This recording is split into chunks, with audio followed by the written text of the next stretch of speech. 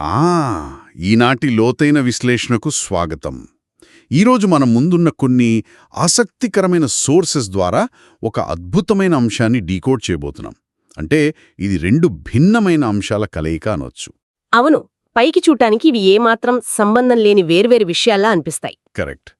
ఒకవైపు ఏంటంటే మన కష్టార్జితాన్ని అంటే పెట్టుబడిలో ద్వారా స్థిరమైన సంపదను ఎలా సృష్టించుకోవాలి అనేది, ఇంకోవైపు ఈ ఆర్టిఫిషియల్ ఇంటెలిజెన్స్ అదే ఏఐ లాంటి టెక్నాలజీల వల్ల భవిష్యత్తులో ఉద్యోగాలు పోతాయా అనే భయాలను ఎలా ఎదుర్కోవాలి అనేది. నిజమేనండి. ఈ రెండింటికి ఒక స్ట్రాంగ్ కనెక్షన్ ఉందని మన సోర్సెస్ చాలా స్పష్టంగా విశ్లేషించాయి. అదేంటంటే అడాప్టబిలిటీ, అంటే భవిష్యత్తుకు తగ్గట్లుగా మనల్ని మనం మార్చుకోవడం. అదే ఈరోజు మన మిషన్. ఫైనాన్షియల్గా ఏ సెక్టార్ ఎంచుకోవాలి అనే వ్యూహం దగ్గర నుంచి ఈ టెక్నాలజీ వల్ల కెరీర్లో వచ్చే సవాళ్లను ఎలా దాటాలి అనేది విప్పుకుంటూ వెళ్దాం. ఖచ్చితంగా. సంపదను కాపాడుకోవడం, నైపుణ్యాలను సానబెట్టుకోవడం, ఈ రెండింటికి ఒకే రకమైన మైండ్ సెట్ అవసరం. సో ముందుగా ఈ ఇన్వెస్ట్మెంట్స్ గురించి మాట్లాడుకుందాం. నేను ఈ సోర్సెస్ చదువుతున్నప్పుడు నాకొక పాయింట్ చాలా వింతగా అనిపించింది.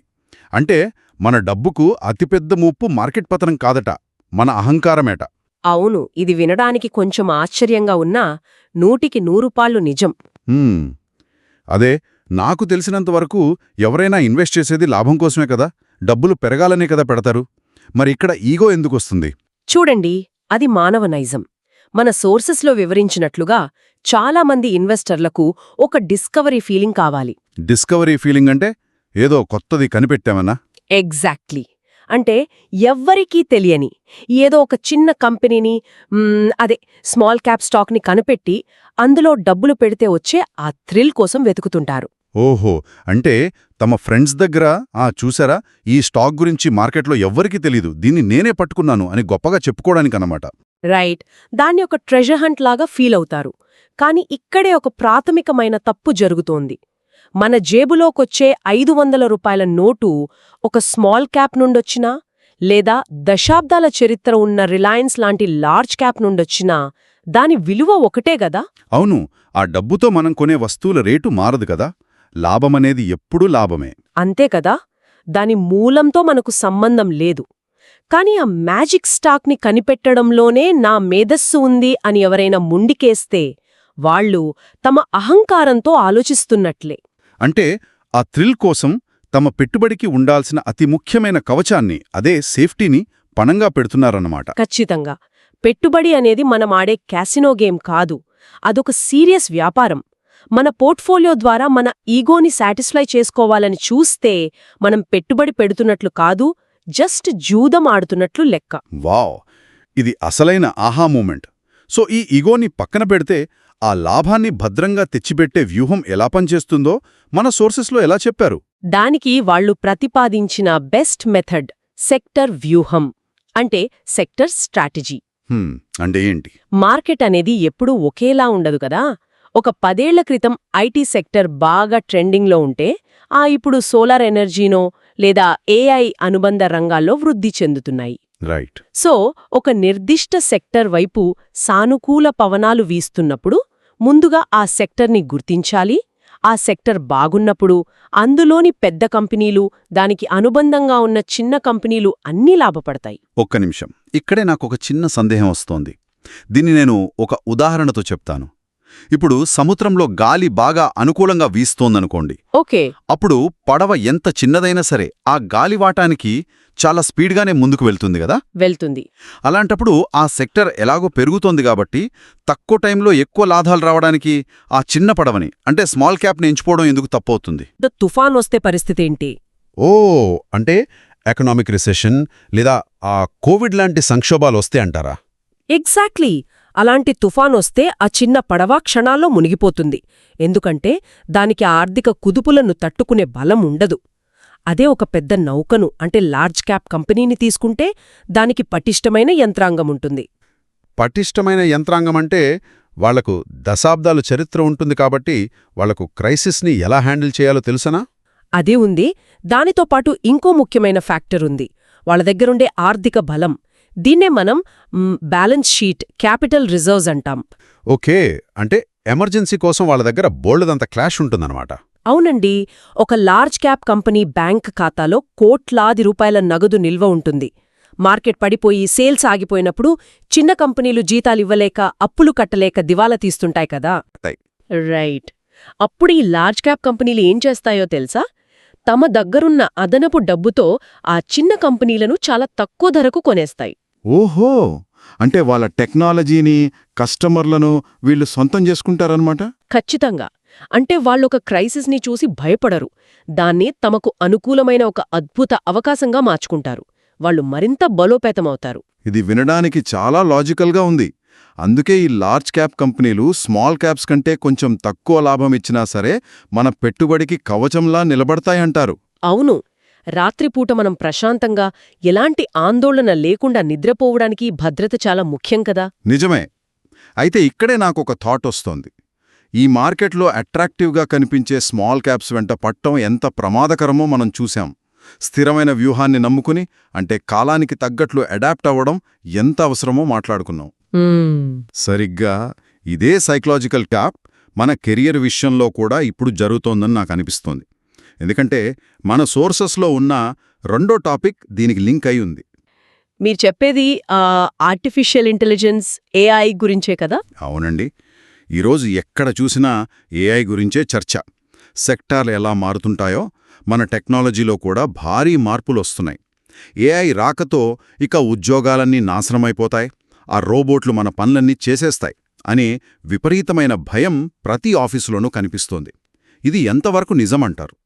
ఈ భయం ఈరోజు అందరిలోనూ ఉందన్నమాట వాస్తవమే. కానీ ఎప్పుడైనా సరే మనం భవిష్యత్తును అర్థం చేసుకోవాలంటే గతంలోకి చూడాలి అని మన సోర్సెస్ చాలా చక్కగా వివరించాయి. అంటే గతంలో కూడా ఇలాంటి పెద్ద మార్పులు వచ్చినప్పుడు ఇలాగే భయపడ్డారా? ఖచ్చితంగా. ఒకప్పుడు అంటే 70-80ల దశకంలో అనుకుంటా, ఆఫీసుల్లోకి కొత్తగా కంప్యూటర్లు వస్తున్న రోజుల్లో చేతితో లెడ్జర్లు రాసే అకౌంటెంట్లు కూడా ఇలాగే భయపడ్డారు. బ్యాంకుల ముందు ధర్నాలు కూడా చేశారు. వాళ్ల భయంలో కూడా ఒక న్యాయం ఉంది కదా. ఒక 20 మంది అకౌంటెంట్లు రోజంతా కష్టపడి చేసే పనిని ఆ కంప్యూటర్ క్షణాల్లో చేసేది. వాళ్ల జాబ్స్ పోతున్నట్లే కదా. ఆ క్షణానికి వాళ్ల కోణంలో చూస్తే అది నిజమే. కానీ లాంగ్ టర్మ్లో ఏం జరిగింది? ఆ కంప్యూటర్లను తయారు చేయడానికి, వాటికి నెట్వర్కింగ్ ఇవ్వడానికి, ఆ సాఫ్ట్వేర్ డెవలప్ చేయడానికి అకస్మాత్తుగా వందల కొద్దీ కొత్త ఐటీ జాబ్స్ పుట్టుకొచ్చాయి కదా. అవును, అదొక పెద్ద ఐటీ బూమ్. రైట్. అంటే తక్కువ స్కిల్లున్న పాత విధానం పోయి ఎక్కువ స్కిల్ అవసరమైన కొత్త విధానం వచ్చింది. మన సోర్సెస్ ఇంకో ఉదాహరణ కూడా ఇచ్చాయి. గుర్రపు బండ్ల కాలం నుండి మోటార్ కార్లు వస్తున్న కాలాన్ని ఊహించుకోండి. ఓ, కార్లు వస్తున్నాయని తెలియగానే గుర్రపు బండ్లు నడిపేవాళ్లు వాళ్ల బతుకుదెరువు పోతుందని భయపడుంటారు. ఎగ్జాక్ట్లీ. కానీ కార్లు వచ్చిన తర్వాత ప్రపంచం ఆగిపోలేదు కదా. ఆ బండ్ల స్థానంలో కార్ల డ్రైవర్లు, మెకానిక్లు, టైర్లు తయారు చేసేవాళ్లు, ఇలా మునుపటి కంటే వ్యవస్థ ఇంకా విస్తరించింది. రైట్. అంటే అప్పుడు జాబ్స్ నాశనం కాలేదు, అవి కేవలం షిఫ్ట్ అయ్యాయి, ఒక రూపం నుండి ఇంకో రూపంలోకి మారాయి. అంతే కదా. ఎవరైతే మేము గుర్రపు బండ్లే నడుపుతామని పట్టుబట్టి కూర్చున్నారో వాళ్లే నష్టపోయారు. మెకానిజం నేర్చుకున్న వాళ్లు బాగుపడ్డారు. ఈ హిస్టారికల్ ఉదాహరణలు బాగానే ఉన్నాయి గానీ ఇప్పుడు ఈ ఏఐకి సంబంధించిన భయం కొంచెం డిఫరెంట్ అని చాలామంది అంటారు. అంటే ఏ విధంగా?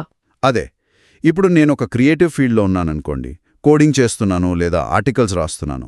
నా పనిని మెషీన్ ఎలా చేస్తోంది అనుకునేవాళ్లం ఒకప్పుడు. కానీ ఇప్పుడు ఏఐ రైటింగ్, డిజైనింగ్, అనాలిసిస్ అన్నీ చేస్తోంది కదా. ఇది ఇంటలెక్చువల్ జాబ్స్ మీద నేరుగా దాడి చేస్తున్నట్లే కదా. అది పైకి అలా కనిపిస్తోంది. కానీ ఇక్కడే మనం ఏఐ వెనుక ఉన్న మెకానిజం అర్థం చేసుకోవాలి. ఆర్టిఫిషియల్ ఇంటెలిజెన్స్ తనంతట తానుగా గాలిలోంచి మ్యాజిక్ చేయదు కదా. అవును, దానికి మనం కమాండ్స్ ఇవ్వాలి. ఎగ్జాక్ట్లీ. మన టెక్ ఇండస్ట్రీలో డేటా సైంటిస్టులు అనే పదం ఎక్కువగా వింటుంటాం. వీళ్లంటే ఎవరో కాదు, ఆ ఏఐకి ఒక మనిషిలాగా ఎలా ఆలోచించాలో సమాచారాన్ని ఇచ్చి ట్రైనింగ్ ఇచ్చేవాళ్లే. అలాగే ఆల్గరిథమ్స్ రాయాలి, ఆ ఏఐని సరైన దారిలో నడిపించాలి. రైట్. ఇదంతా చేయడానికి, అది తప్పులు చెయ్యకుండా పర్యవేక్షించడానికి ఎంతోమంది కొత్త మనుషులు కావాలి కదా. మన సోర్సెస్ చెప్పేది కూడా ఇదే. ఆహా, అంటే మీరు చెప్పేది వింటుంటే నాకొక విషయం చాలా క్లియర్గా అర్థమవుతోంది. ఆర్టిఫిషియల్ ఇంటెలిజెన్స్ నేరుగా ఏ వ్యక్తి ఉద్యోగాన్ని లాక్కోవటం లేదు, కానీ ఏఐని తన పనిలో ఎలా వాడుకోవాలో తెలిసిన మరో మనిషి వచ్చి ఆ ఉద్యోగాన్ని తీసుకుంటున్నాడు. అంతేనా? 100% కరెక్ట్. ఇది మనిషికి యంత్రానికి మధ్య జరిగే పోరాటం కాదు, అప్డేట్ అయిన మనిషికి అప్డేట్ కాని మనిషికి మధ్యనే జరుగుతున్న యుద్ధం. వావ్, ఎంత స్పష్టంగా ఉందో ఈ పాయింట్. అంటే ఇదొక ప్రకృతి నియమం లాంటిదనమాట. మారుతున్న కాలానికి అనుగుణంగా మారలేనిది ఏదైనా అంతరించిపోవాల్సిందే. అవునండి. టెక్నాలజీ అనేది ఎల్లప్పుడూ ఒక సాధనం మాత్రమే. ప్రాబ్లం ఎప్పుడూ టెక్నాలజీతో రాదు, దాన్ని నేర్చుకోవడానికి బద్దకించేవారితోనే వస్తుంది. పాత పద్ధతులకే కట్టుబడి ఉంటే ఈ సిస్టమ్ వాళ్ళని బయటకు విసిరేస్తుంది. దీన్ని బట్టి చూస్తుంటే మన పనిని మరింత వేగంగా చేయడానికి ఏఐని ఒక కార్లాగా, ఒక టూల్లాగా ఎలా వాడుకోవాలో మనం నేర్చుకోవాలి. ఏఐ మన కాంపిటీటర్ కాదు, అది మనకొక అసిస్టెంట్ లాంటిదే. ఎగ్జాక్ట్లీ. ఒక వ్యక్తి 10 గంటల్లో చేసే పనిని ఏఐ సహాయంతో 1 గంటలో పూర్తి చేస్తే ఆ మిగిలిన 9 గంటల్లో తను ఇంకెన్నో కొత్త ఆలోచనలు చేయొచ్చు కదా. తన కెరియర్ని ఇంకా బాగా డిజైన్ చేసుకోవచ్చు. నిజమే. అంటే అయ్యో, ఈ మిషన్ నా ఉద్యోగాన్ని లాక్కుంటుందేమో అని భయపడటం మానేసి, నా అవుట్పుట్ క్వాలిటీ పెంచడానికి ఏఐని ఎలా ఆదేశించాలి అని ఆలోచించేవాళ్లకే ఫ్యూచర్లో డిమాండ్ ఉంటుంది. ఖచ్చితంగా. ఎల్లప్పుడూ ఒక విద్యార్థిలా కొత్త టెక్నాలజీని నేర్చుకోవడానికి సిద్ధంగా ఉండటమే మనల్ని సురక్షితంగా ఉంచుతుంది. సో ఈనాటి చర్చ ద్వారా ఈ 2 సంక్లిష్టమైన విషయాలపై మనకొక మంచి క్లారిటీ వచ్చింది.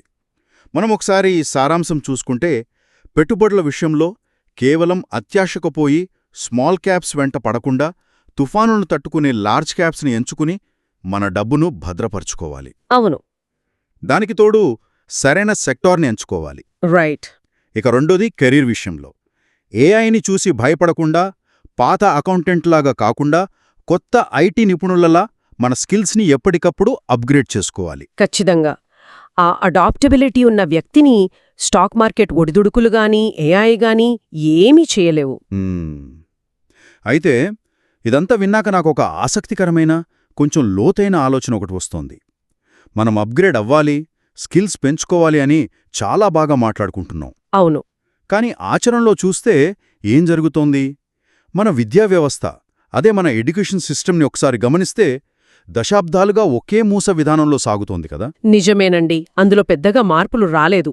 మరి అలాంటప్పుడు తరగతి గదుల్లో మనమింకా పాత సిలబస్నే బట్టి పట్టిస్తూ కూర్చుంటే రాబోయే భవిష్యత్తు తరాలను ఈ వేగవంతమైన ఆర్టిఫిషియల్ ఇంటెలిజెన్స్ యుగానికి ఈ సిస్టమ్ నిజంగా సిద్ధం చేయగలుగుతోందా? ఇది చాలా సీరియస్గా ఆలోచించాల్సిన విషయమే. అవును కదా. బహుశా మన జాబ్స్కి ముప్పు రోబోట్ల వల్ల కాదు, కాలానికి అనుగుణంగా మారని మన విద్యా విధానమే మనల్ని వెనక్కి లాగుతోందేమో. ఈ వేగవంతమైన మార్పులకు మన పిల్లలను ఎలా సన్నద్ధం చేయాలి? దీని గురించి బహుశా ప్రతి ఒక్కరూ కాస్త లోతులా ఆలోచించాల్సిన అవసరం ఎంతైనా ఉంది. సో ఈ ప్రశ్నను ఇలాగే వదిలేస్తూ ఈనాటి లోతైన విశ్లేషణను ఇక్కడితో ముగిద్దాం. మరొక ఆసక్తికరమైన టాపిక్తో మళ్ళీ కలుద్దాం.